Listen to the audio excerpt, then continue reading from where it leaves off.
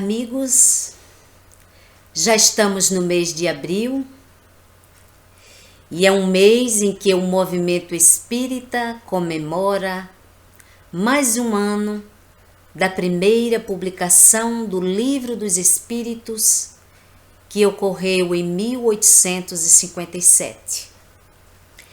Este mês, a Fraternidade Espírita Peixotinho trará palestras no seu site sobre a codificação kardeciana.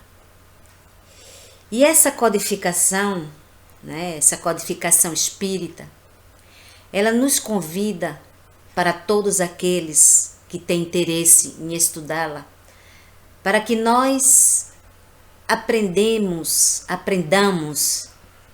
esse rico conhecimento que ela nos traz e que possamos entender melhor as leis morais, leis essas que regem a nossa vida material e espiritual. E vamos lembrar aqui que Allan Kardec escreveu os 5 livros básicos chamados de Pentateuco, que são o Livro dos Espíritos, em 1857, o Livro dos Médios, em 1861, o Evangelho segundo o Espiritismo, em 1864, o Céu e o Inferno, em 1865, e a Gênese, em 1868. Então, agora eu vou fazer um pequeno comentário sobre a Gênese e o capítulo 2, que trata sobre Deus. E a Gênese é um estudo a respeito de como foi criado o mundo, como apareceram as criaturas e como é o universo em suas faces material e espiritual. A mais simples, sucinta e profunda definição que podemos formular sobre o Criador está no Livro dos Espíritos, na primeira questão. Que é Deus? E os espíritos superiores respondem: é a inteligência suprema do universo, causa primária de todas as coisas. Vale lembrar que Voltaire, esse notável filósofo do pensamento francês, afirmou sobre a existência do Criador: o universo me espanta e não posso imaginar que este relógio exista e não tenha um relojoeiro. Achei isso bem interessante. E a ideia inata da existência de Deus, ela resultou em diferentes interpretações religiosas compatíveis com o grau de progresso da humanidade, do progresso espiritual alcançado pela humanidade. Então, entre elas, nós podemos citar 4 grandes concepções religiosas: politeísta, monoteísta, cristã e espírita. A politeísta, os primeiros povos conhecidos não se referiam a um Deus, acreditavam em vários deuses: os deuses das árvores, o deus dos rios, o deus dos ventos, o deus da terra. E, em alguns casos, um deus era mais poderoso do que os outros. A concepção monoteísta, os hebreus foram os povos que primeiro conceberam a existência de um Deus único. Isso foi revelado nos 10 mandamentos, recebido por Moisés no Monte Sinai. A concepção cristã: Jesus não se sentou numa praça pública para explicar a natureza divina. Ele chamou-lhe simplesmente de nosso Pai. E Jesus não veio destruir a lei de Moisés. Pelo contrário, veio cumpri-la e ampliá-la de acordo com a prática da lei do amor. O Cristo nos trouxe a moral evangélica. E essa moral é que há de renovar os homens, aproximando-os e tornando-os irmãos. A concepção espírita diz, já disseram os espíritos superiores, que Deus é a inteligência suprema, causa primária de todas as coisas. Deus é o Criador do universo. E onde podemos encontrar a prova da existência de Deus? No axioma, não há efeito sem causa. Procuremos a causa de tudo que não é obra do homem, e a nossa razão responderá. Se o efeito é inteligente, a causa também o é.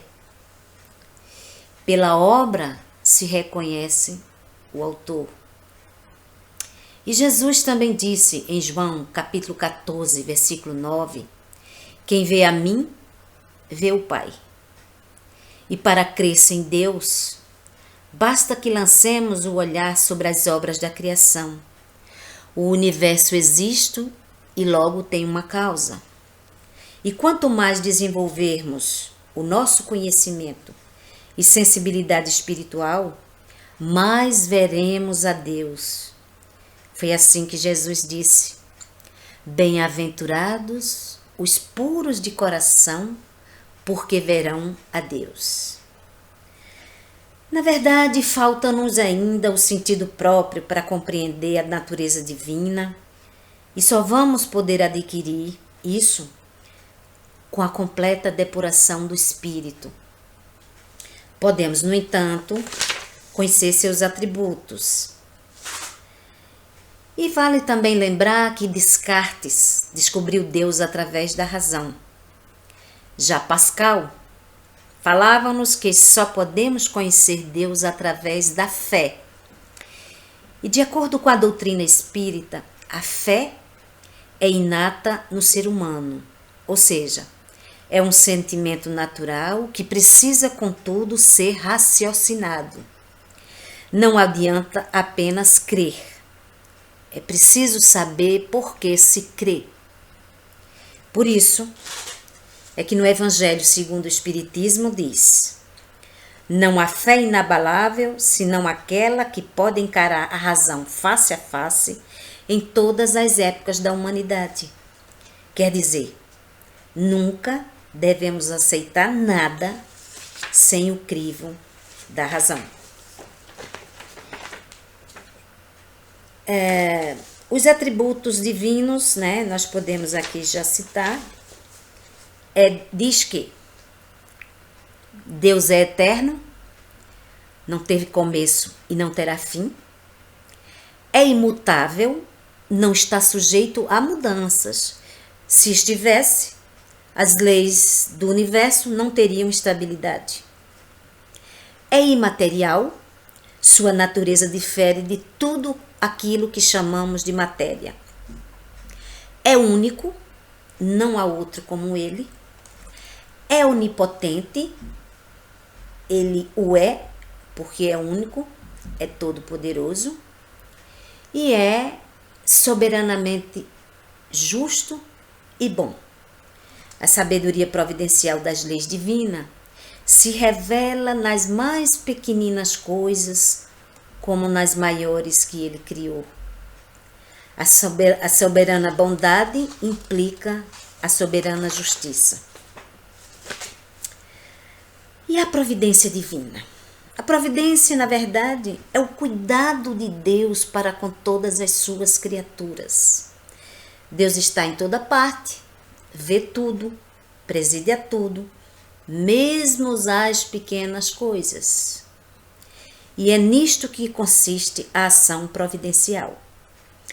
As provas da existência de Deus se dá pelo raciocínio, observando as leis naturais, percebe-se que uma inteligência suprema criou tudo. e pelo sentimento íntimo de um poder superior às nossas forças. A inteligência de Deus se revela em todas as suas obras. E Kardec nos aproxima muito de Deus e demonstra de forma lógica que o Pai, por meio da sua providência amorosa, está sempre perto de todas as criaturas e, ao mesmo tempo, transcende toda a criação. Isso vai me lembrar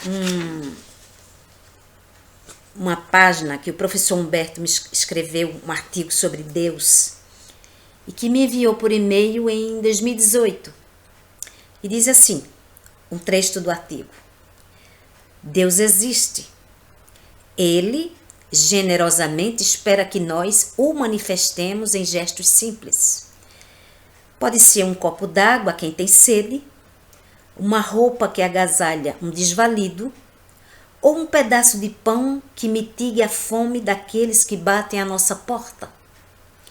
Isto pode ser pouco, mas é o bastante para que a vida recupere seu maravilhoso prestígio e nós conquistemos o céu, seja qual for a ideia de céu, antes de devolvermos o corpo à terra de onde veio. A doutrina dos espíritos nos ensina que Deus espera por nossos apelos para nos amar. Nos ama incondicionalmente, independente do que somos e fazemos. Entretanto, torna-se imprescindível nos comportarmos de maneira mais receptiva a Ele para melhor compreendermos sua maneira lógica e superior de nos guiar. Lembremo-nos de que encontramos Deus em nossa existência mais íntima, quer sejamos crentes ou ateus. Então, esse é um pequeno comentário e é muito importante porque não é à toa que a primeira pergunta do Livro dos Espíritos trata sobre Deus. E essa grande certeza em nossa vida, essa fé que nós temos, esse sentimento raciocinado, é que nos guia e que nos ajuda a enfrentarmos as alegrias e os momentos mais de dificuldade em nossa caminhada, na nossa evolução espiritual.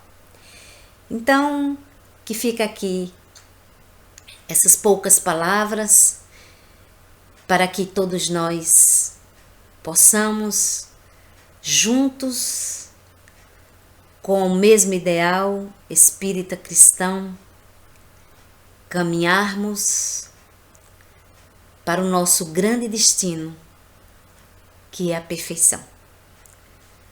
Um abraço a todos vocês.